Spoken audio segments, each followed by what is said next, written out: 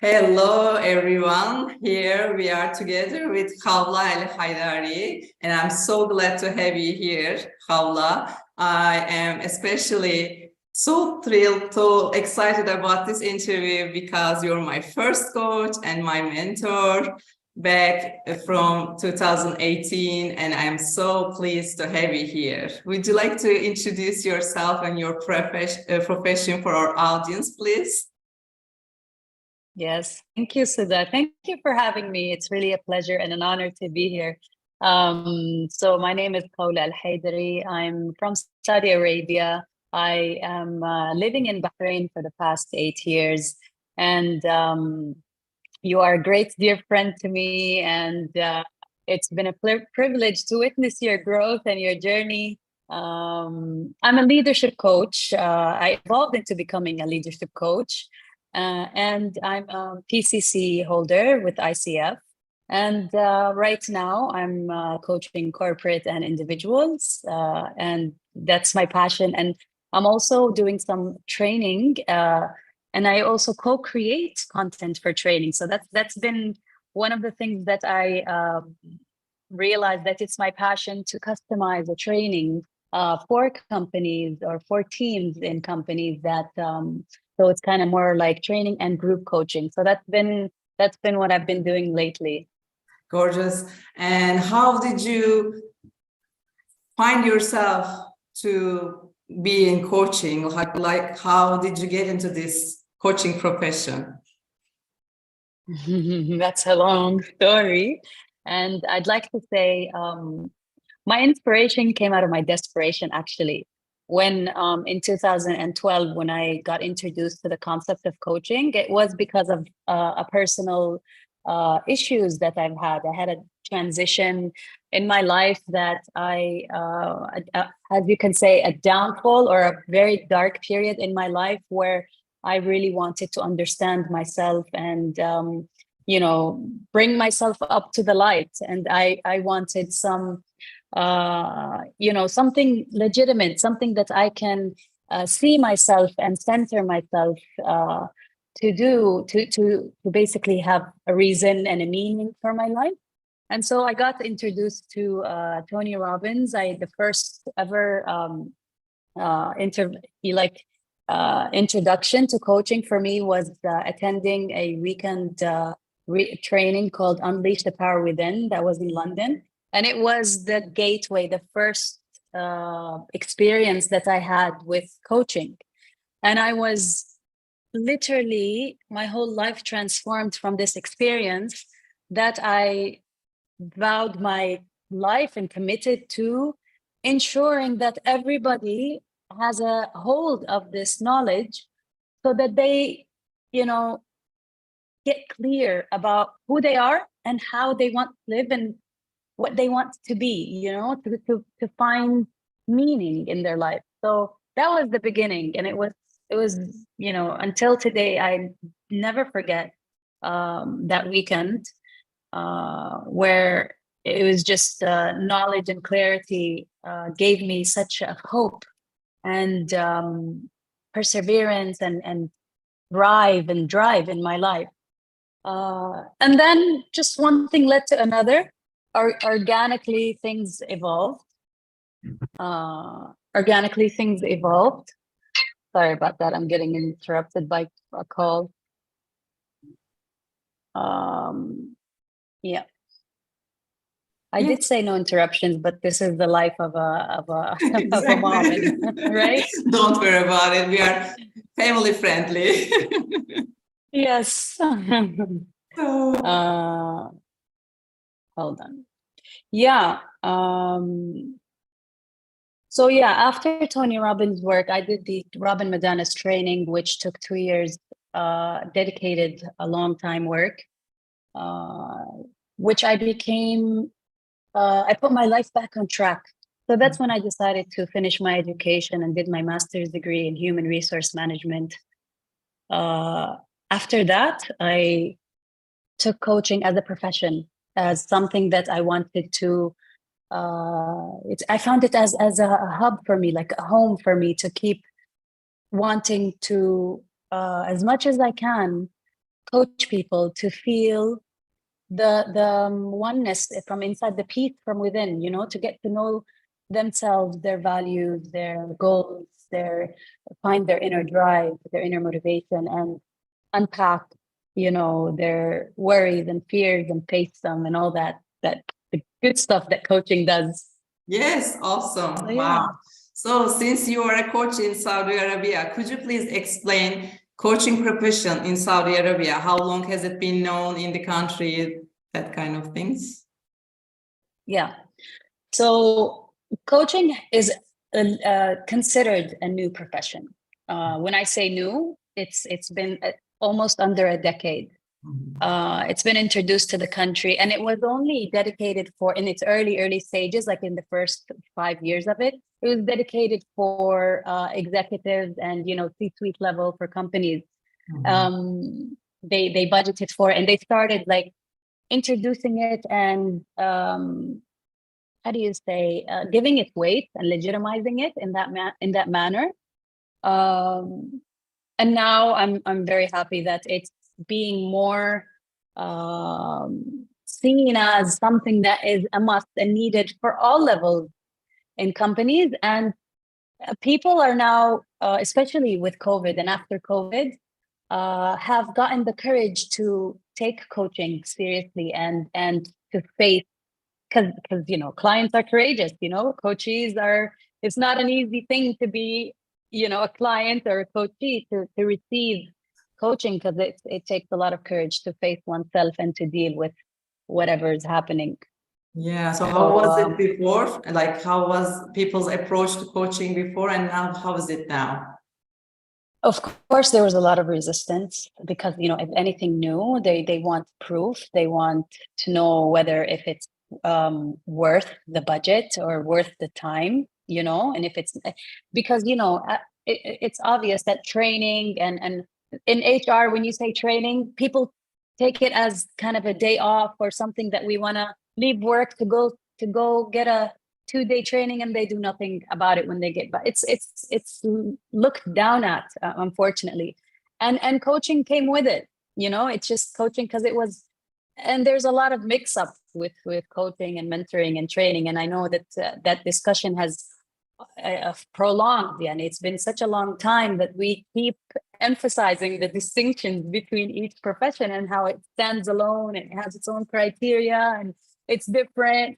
If we do training, they also need coaching, one-on-one individual. So it's now evolving to being more accepted, more researched, and more valued in the country. So I'm very, very pleased. Yeah. So as a pioneer in the country, as a coach, what kind of schools, trainings would you advise to people who would like to be a coach in Saudi Arabia?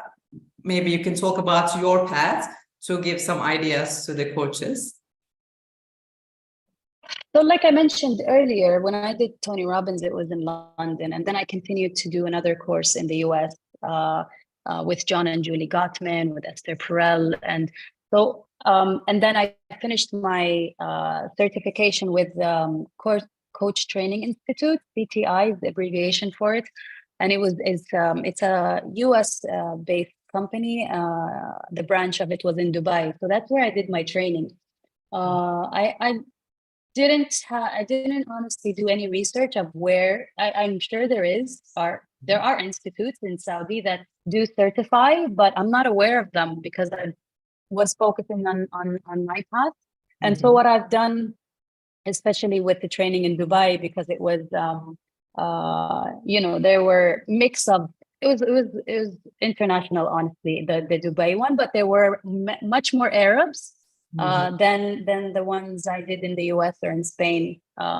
So I got the feel to customize and merge the culture with the tools and the strategies that I've learned from the West. And that's where I fell in love, and I went into customizing training to not only understand the difference when I coached, say, someone from Australia or China or the US, and someone from Saudi or from Jordan or Palestine, or so I kind of was privileged to get the opportunity to experience coaching different nationalities. So that was a really rich experience for me. Yes, and it's the network that you gathered from those institutions, those educations, trainings, know a lot of coaches around the world, and make a good volunteer work with your book club that I'm also a member of. I would like to talk about it a little bit. Why did you find this book club? What do you expect out of it? Like, how is it like for you, for a coach, as a coach? Again, when I feel the pain, I find the solution for my pain. The book club was birthed because really coaches and people who are like-minded, like us, suffer to not getting the support that we need. We tend to be more givers than receiving, and we need to make that safe space to speak our journey. Because somehow, when unfortunately, when they see a coach, you know, especially a leadership coach, they have this expectation that my life is now perfect, and I am now, you know, I know all the answers and I know all the solutions. But where I'm human as well, I go through my troubles, I go through my pains. I have my children, I have my husband, and I have my family, and I have, you know, my struggles in life and my fears, of course, to keep conquering and dancing with and living life. So I found it a great support system to be created amongst us to be readers and supporting each other with that. So as you know, we read a book a month, and we choose this book. Like we vote on the book, and then we choose the topic of it, whether it's leadership. Like now we're reading Dare to Lead from Brene Brown. And before that, we read the Book of Joy, and I don't know how it's been 2.5 years now with the book tribe. Almost it's insane. I don't know how many books we read. Almost 3 years, and because we're all invested in it and we're benefiting from it so much, it just comes naturally and organically, and everybody is beautifully committed. We're all like taking it so seriously, reading and discussing from our heart, and sharing ourselves, and we're happy to be seen with each other, and we're doing like really hard work, and we're assessing each other, giving each other feedback, and yeah, it's all, it starts with the intention of really love and support. It's just unconditional love and the intention to support each other. So we encourage everybody out there to find your safe space. Go for it. It's very worth it. Yes, definitely. So back to our interview with this coaching type of things in Saudi Arabia. What is your niche area, and what are some niche areas in Saudi Arabia? So at first I thought I wanted, like I was investing, or I was thinking I'm going to be a leadership coach, a relationship coach, because of my work with Esther Perel. And I felt like, you know, I want to, I had this belief, I still have this belief, but if you coach a couple, then the impact of the couple being aligned, the children will be, you know, you'll generate a good community because their children are well raised, or the culture of the family is well. So then we suffer less when they go out to corporate. So I was thinking, you know, focus on that, but I struggled so much. It was so it was exhausting for me to self-manage, to not like to keep frame myself from feeling the pain that the couple feel. And so I thought, if I can't serve in this manner where I'm not successful to self-managing while coaching couples, I still have that passion, but I feel like I need more to develop into that. So I got, like I said, everything happens organically. When I shifted my focus from relationship coaching to leadership coaching, colleagues of mine introduced me to tools like Leadership Circle. So I got certified in the Leadership Circle, which is the 360, and it's a beautiful tool. I fell in love with it. I'm passionately like debriefing it for global clients now. That I felt I have the strength, and I felt myself I can serve in that stance, because it's now individual accountability and not dual accountability when it comes to a couple.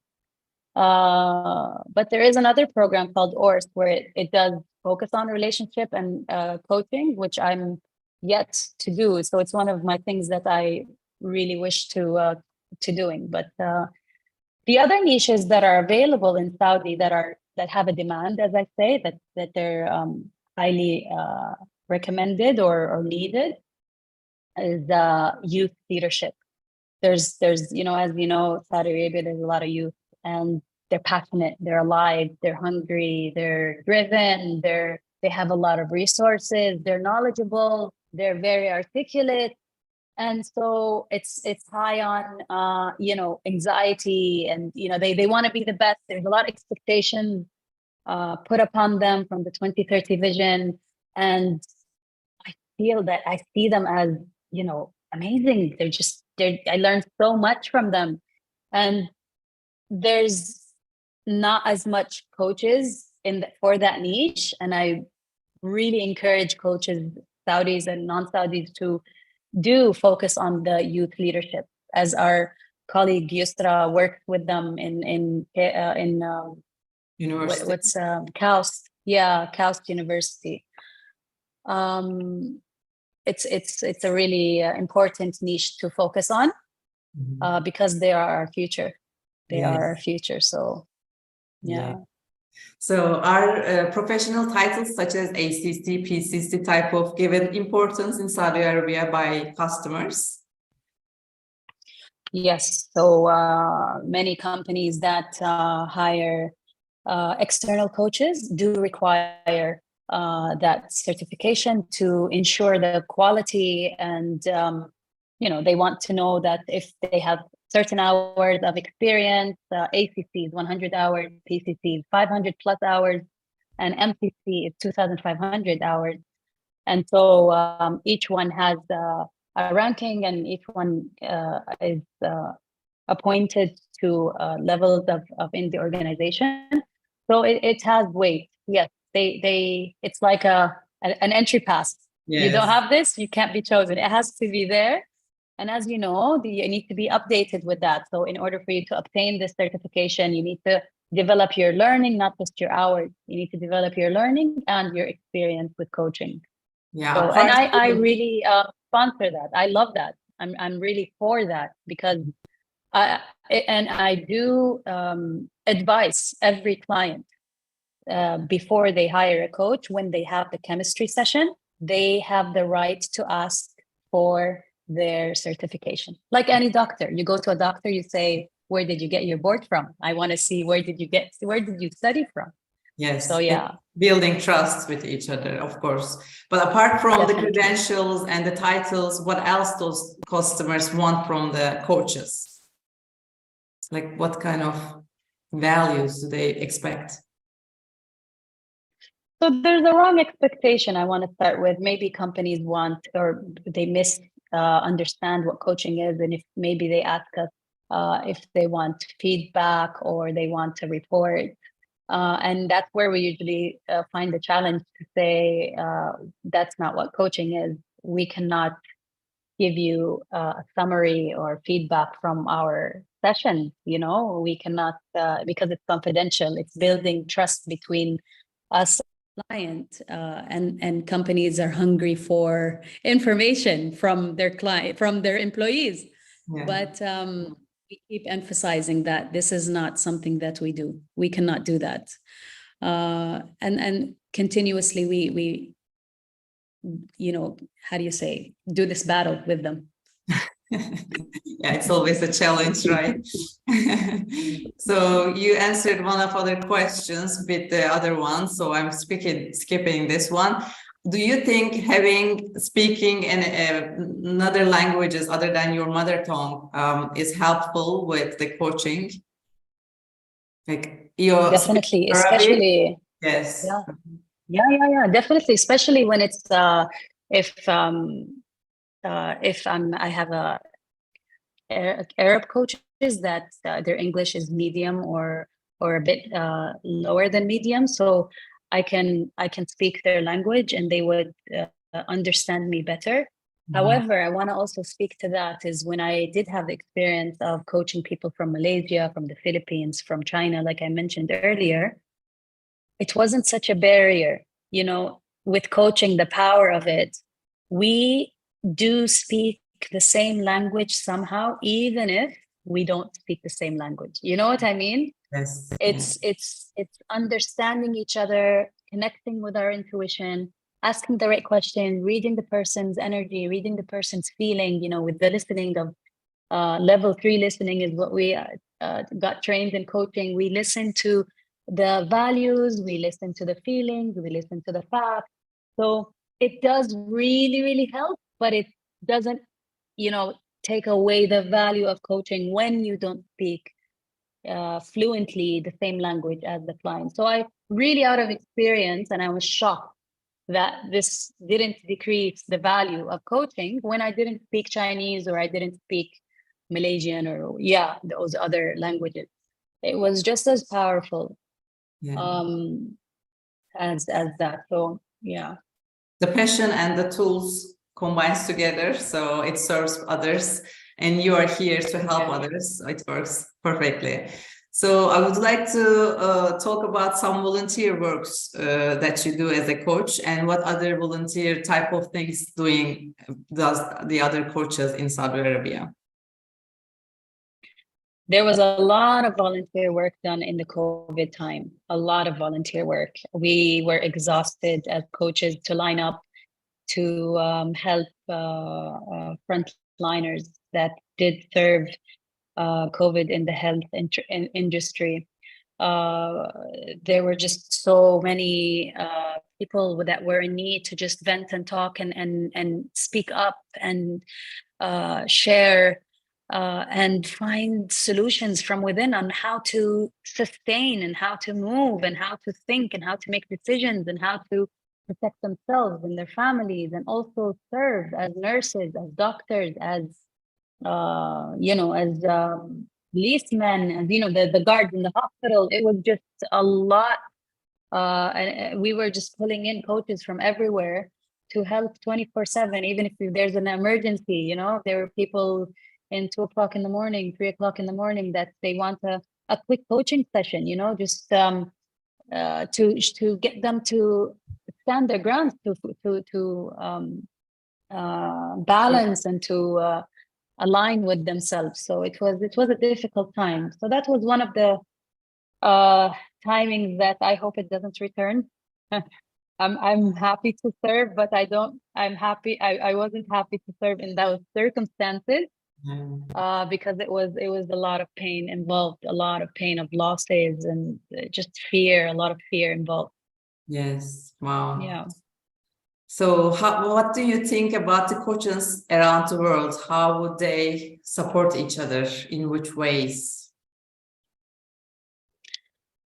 My dream, or what I would love to see, what I long for, is that coaches connect regularly somehow on social media or face-to-face, go on retreats or do something to share their experiences, to share their knowledge, to share their feelings. How are they getting along, to celebrate as well, to celebrate, because we get so sucked into the giving and to the ongoing hours after hours after hours. We seldomly stop to celebrate and acknowledge the work and to feel what we've done and the service and the love that we give ourselves in the process of giving. So if communities, if there's this one umbrella, which ICF does that, and I just wish for it to be more regular, for more informal, more collective, and they're working on it. Yeah, we wish the same. That's why we created this platform, Coach Magazine Global, and doing these interviews, writers, all this magazine stuff, bring all these coaches together to show their, passion and give their knowledge to their audience. It's been really lovely, and it's gonna be perfect, inshallah. in the future for all the questions Amazing. and all the people around the world. So my last I'm question. so looking forward to it. How do you see the future of the coaching and coaching business in Saudi Arabia? I'm so inspired and so pleased and excited, really. It's been acknowledged by many areas, and it's now within the 2030 vision. So it's one of the main approaches to self-development and for leadership, and it's inspiring how it's been recognized and acknowledged and celebrated and supported by the government to push for coaching, whether it's universities, whether it's medical sectors, whether it's just blooming in a very positive manner. So I'm very, very privileged and honored to be one of the pioneers that are standing strong and going all the way with them. So that's amazing. I'm so happy for that. Cool. It's an historical day today. Also, we are recording this interview on a day Saudi Arabia won against Argentina in World Cup, right? Congratulations. It is a historical day. Yeah, many more successes to come. Yes. So I'm so glad to have you here today. Thank you for your time. I hope to see you in other projects together with us. Thank you, Seda. Thank you so much. I'm very happy that you involved me in this, and I'm very happy to support anytime. Thank you. I'm stopping the recording now. Yes.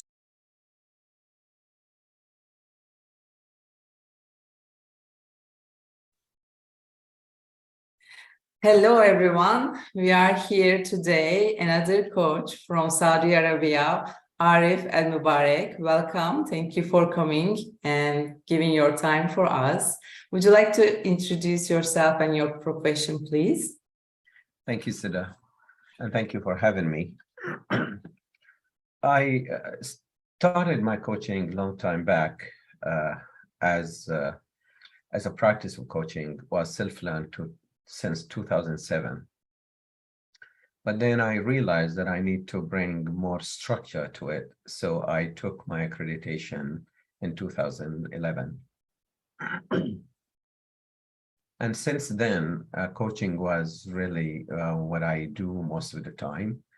And I kind of find my passion, kind of find my everything that I have learned through life and through academic and through whatever intervention that I was in, like coaching was kind of the facet to contain all this. I remember at those time when I was working in my personal mission statement, and through my personal mission statement at that time, the word awareness has came in highly. So my personal mission statement is being a change agent that brings positive change to organization and to individual through higher awareness. And when I kind of dived deep into coaching, it appeared to me it's all about awareness. It's how much are you going to put in the mind of the client, of the awareness, and then through the awareness, many things can happen and take place. So currently what I'm doing is coaching most of my time. About 80% of my time goes into coaching, executive coaching, team coaching, group coaching, and action learning as well. And 20% of my time I do facilitation, which I teach coaching, but I teach managers and leaders how to be a leader as a coach, which is coaching skills. And I do some leadership training, like change management and dealing with uncertainty. Yeah. I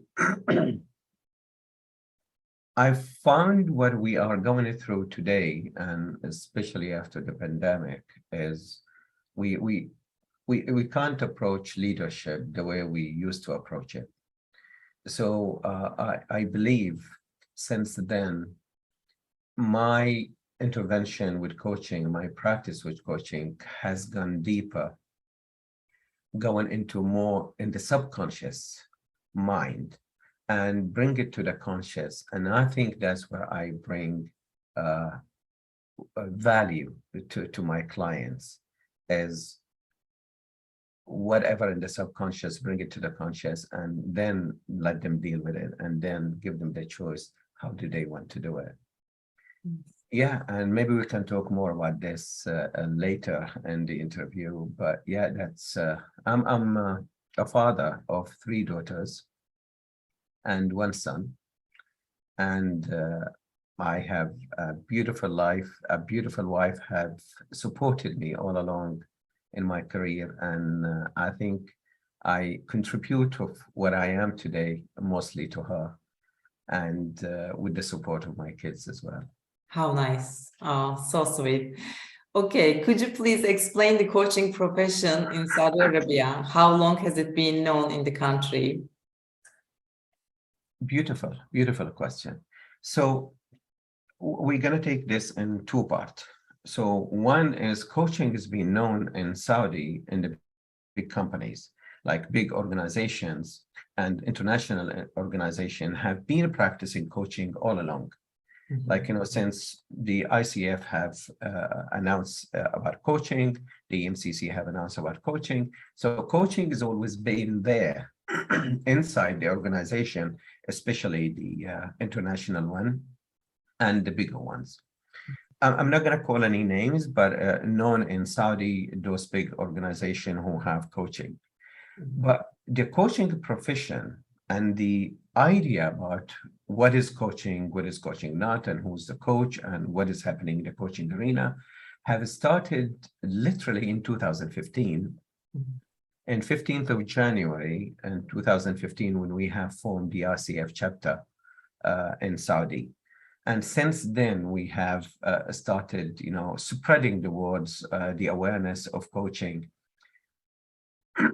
Now, we were in 2015, fast forward in 2020, 2021, we're seeing a lot of demands in coaching in Saudi, and especially in the government sector. And it is not surprisingly, what we are going through today is the huge transformation in Saudi. And our leaders have mentioned the word coaching in several times in several platforms. They've talked about coaching as to use it as a tool of development. Since then, I think the word of coaching has spread a lot. I think between 2015 and now, we have grown tremendously in the coaching arena as far as in the individual and also in the organization. And the COVID also had an impact. Do you think is a positive impact in coaching business? Absolutely. I think the word in Saudi today and the reputation of coaching is not a commodity, is a necessity. And every organization today is definitely, like, as much as they embrace training and embrace mentoring and embrace other intervention, they also embrace coaching as a part of the development. Hardly you see a talent or HR or any profession in any organization that has not been introduced to coaching one way or another, either in the university in their study or in their courses or in their intervention with their organization. So is this profession legally recognized in the country? It is not legally recognized. We had attempted in the ICF chapter in 2016 to legalize this, but we have not pursued it yet.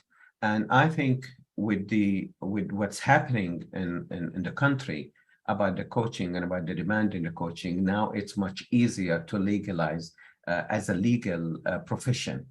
I know a couple of my friends in the ICF who is leading the board now, who are attempting and taking this initiative further legalize the coaching profession.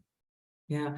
So you mentioned about it's become more necessity by the organizations. What about the individuals? How was it seen before, and nowadays how individuals see coaching profession? Like, do they hire more coaches?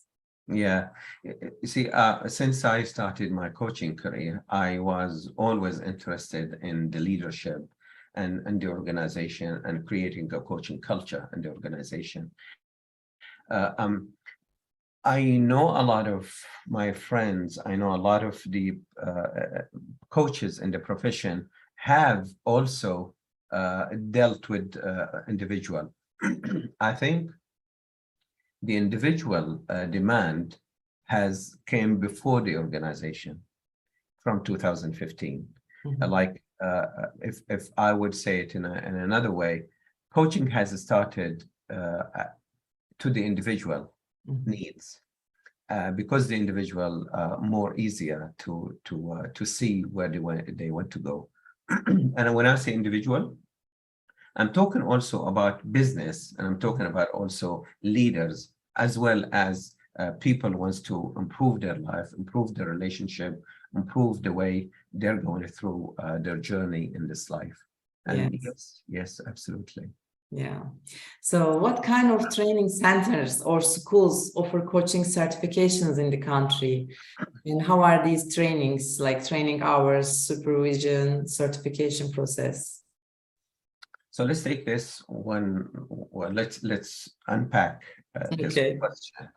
So one is the schools of coaching. So there are in the region several schools of coaching who are providing coaching skills or coaching training.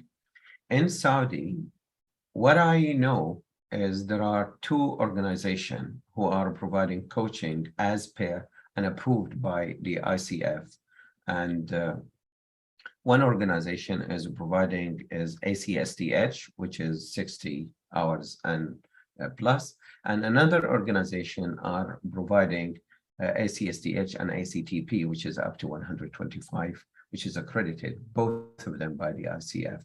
Now, one organization that provide ACTP, their partnership with another provider that comes to the country and conduct this training. But not to my knowledge that I would say there is from within the country, from within Saudi, other than one organization which have the ACSDH. And mention also mentoring and supervision. So mentoring is happening either among the program, or there are quite a few mentors approved by ICF and registered in the ICF website as coach mentors or mentor coaches. Supervision is unfortunately Seda is not well known in the region, and we're starting to get introduced to the supervision through ICF because they have just also started introducing supervision, not likewise the EMCC. I myself, as a coach supervisor, have taken my training and diploma through a program in EMCC. So because I think one of the reasons, because EMCC is the presence is not as much in the region, and that's why we don't hear about supervision. But definitely, I think the seeds it has planted for the supervision and the importance of it, and it's going to become like as important as the mentoring. Okay, so for my understanding, ICF is the only organization in Saudi Arabia as a committee, right? So what kind of memberships and privileges, facilities do they provide to their members? So you're absolutely right. As a presence, ICF is the only accredited body in Saudi. There are other local, regional bodies. I wouldn't call them bodies, but there are regional groups or communities who are formed, like, the Arab coaching, and they do some activities for the Arab coaching, but they're not accredited body. But as far as the accreditation or accredited body is, ICF is the only present. So what do they provide for their members? So part of is the members getting their benefits from the global, but the local is what the ICF chapter is doing is they hold webinar, they hold awareness, they form groups, they meet also every now and then face to face. They have many meeting and initiative online. They provide information, updates to their members. And any member who wants to support, they can reach the ICF chapter and get a support. Yes. So what do you think about being a coach in Saudi Arabia? I think I'm privileged, Seda, to be a coach in the region and especially in Saudi Arabia today. And if we look at the coaching in the region, and we're talking about the Middle East and the Lebanon and also here, I never have seen the coaching movement or the coaching demand and coaching, but as much as it is today in Saudi Arabia. So a coach in Saudi Arabia, as far as practice, is very well respected, is very well needed, and it's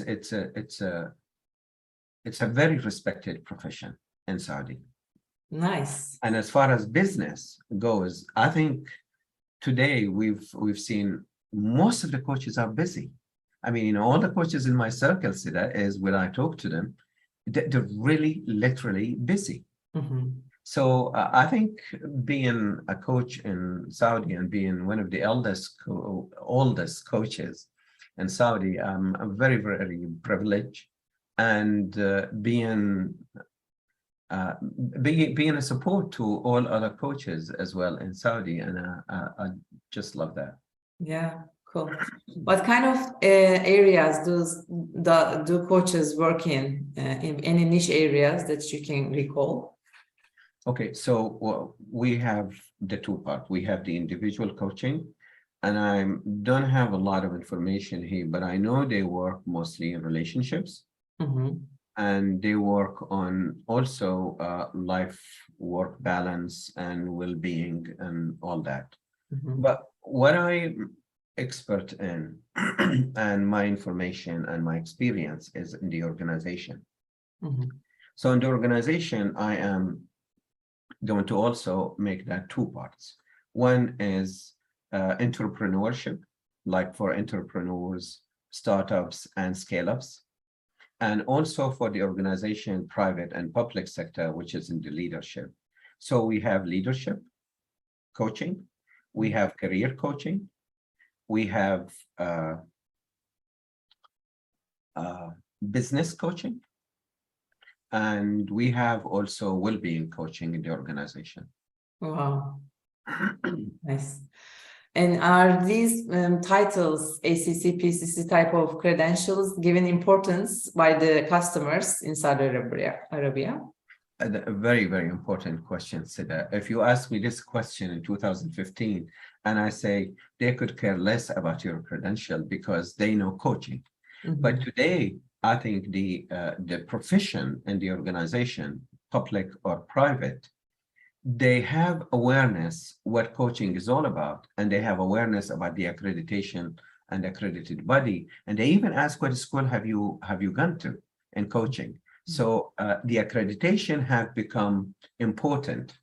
To give you an example, some of the requests or the proposals, they would specifically say, we want coaches that hold PCC and above. And some of the organization in the region, like, I work in Oman and Bahrain and Dubai as well, specifically, including Saudi, they say, we want MCC coaches. Wow. So that entails, they know what they're talking about. Yes. That's one. The other thing is accreditation is really, really important in Saudi. As much as I would love to say many people known in the profession, they don't have accreditation, and they're good and great coaches. But in Saudi, in the organization today, a credentialing from a body and also a level of credentialing is taken in consideration. Yes, it's important to have the skills, but also show it with your diploma, certificates, the credentials, right? And so how does coaches finish their coaching hours? How do they complete their training hours? There are two aspects here. How do they finish the training hours? By taking the program. The coaching hours, I'm sorry, about the credentials, yes. Yeah. So here is one thing is a challenging for the coach when they start is the first 100 hours. So what is happening here? We always recommend for them to go peer coaching because peer coaching is considered with ICF as a paid service or a paid 70% of the 100 hours. We encourage them also to go and coach in charities and to coach proponents and for people who really need coaching, but they cannot afford it.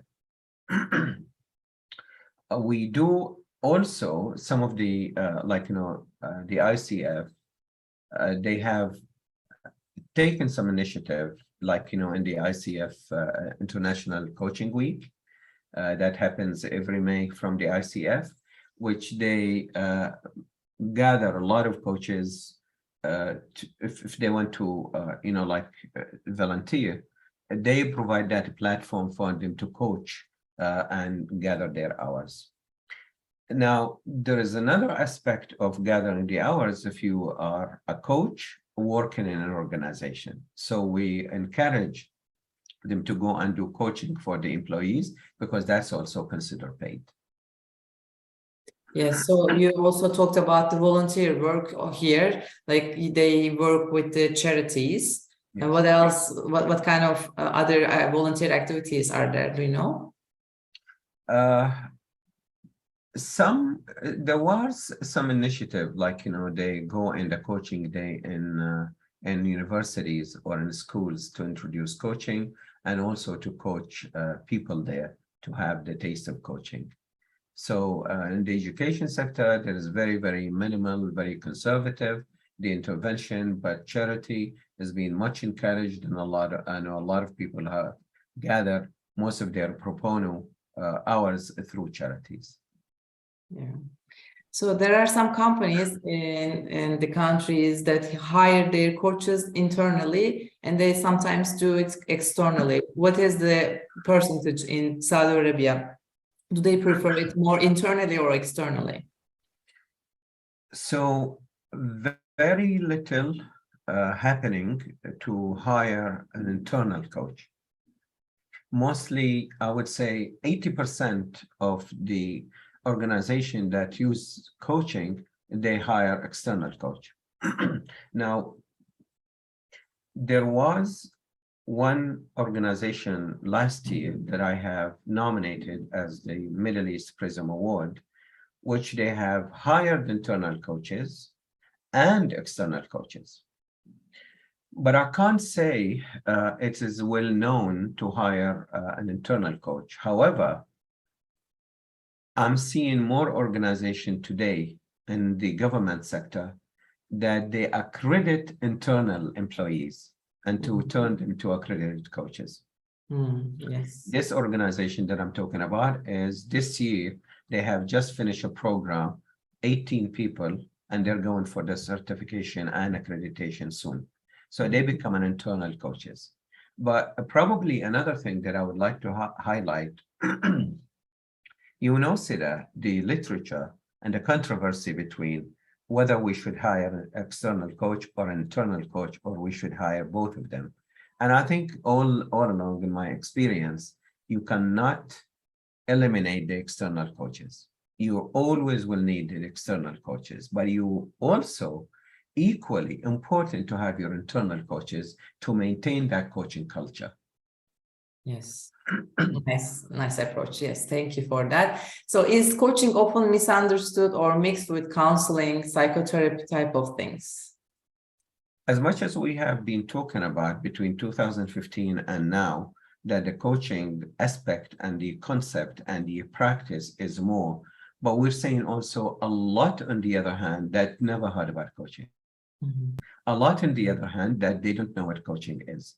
But it is misconcepted, misperceived as sometimes coaching is mentoring. That is that is not clear. That's like I don't know what is coaching. Is coaching is this? Is coaching, but mostly is mistaken with mentoring. Mm-hmm. Yes, they think that they want some advice. They want to know the answers for the counselor or the mentor to have. But also, you said this before, mentoring is changed into coaching. They don't give answers anymore. They try to, inspire people to find their own answers by asking powerful questions, right? Seda, just allow me to say something here. So when generally we're talking about coaching from Western perspective, I believe when we talk about coaching in the Eastern culture, we need to be clear.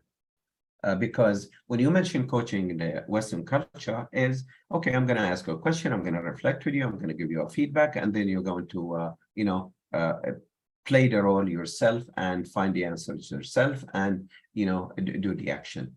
Mm-hmm. I'm not saying that does not work here in Saudi or in our region. What I'm saying is contracting at the beginning of the coaching has to be very clear. Mm-hmm. Has to be even, like I would say, spend more time in the region. If you're coaching somebody in the region, spend more time in the contracting and make sure you're aligned in the contracting about the coaching and what the client wants more than you would align in the Western environment. Mm-hmm. Yeah, the contracts are very important. I think in Turkey also have the same aspect. Therefore, I really give importance to the contracts beforehand. So, do you think speaking more than one language is a benefit for coaching?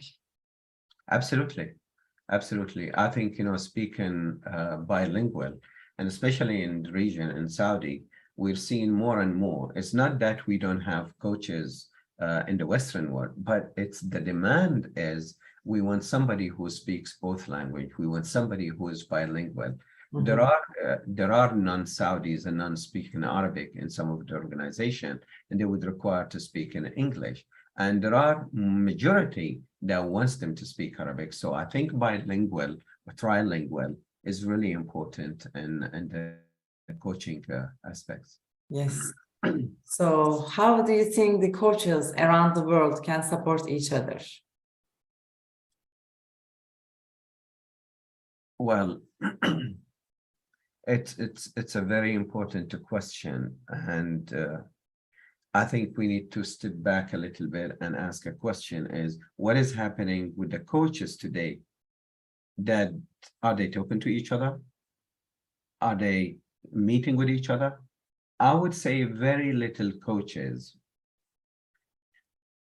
talking to each other.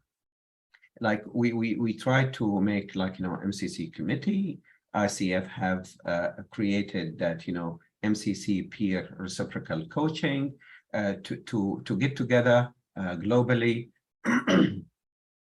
But if you ask me how can we support each other, I think every now and then we should have a platform to meet.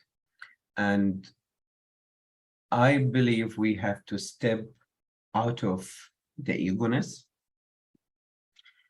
We need to also step out of competition and come from a place where there is abundance for everyone. There is enough for everybody. And I believe if coaches meet together, collaborate, and help each other and create their learning community together, I think that's the best way to support each other in the world or regional. Yeah, share knowledge, share experiences. Yeah. It's nice. How do you see the future of the coaching and coaching business in Saudi Arabia? I see there is more demands in the coaching business. If it's 30% today, I think in 23 we're going to see another 50%. So it's going to double the demand, either in training, either in coaching skills for the leaders, either in individual executive coaching. And I think in the future of the coaching, we're going to see a lot of team coaching demands. Now, we haven't talked about post-pandemic, but maybe we can talk about it later. But I don't think we have yet touched the impact about the pandemic that would require intervention other than the counseling. I believe counseling is very important after the pandemic for some people, but also coaching is very much needed because today leadership is much different than before the pandemic. And we can talk about this more. And another thing that I'm seeing the future of coaching in the world is we're going to see a lot of digital coaching. Mm-hmm. We're going to see a lot of AI intervention. And when we're talking about Saudi, we're still have that, kind of relationship, human touch, physical touch. So that's going to maintain all along, whether virtual or in person. But I think whether we like it or not, like we are today talking virtually, and we're accepting Team, and the client is accepting Teams and Zoom, I think we're going to see acceptance in the digital and in the AI in the future, even in Saudi, but not in a much greater percentage as in the world. Thank you so much. This was my last question. And is there anything else you would like to add? Seda, what I would like to say, when we go through our school in coaching, we learn models, we learn tools, we learn asking questions. And when I hear coaching is about asking a question, I kind of not only disagree to it, but I believe that we're not doing justice to coaching, because coaching is much more than that. Coaching is bringing your whole self. Coaching is you as a human being, your internal location. When you show up in the session and you hold that safe space for the client is the most important thing.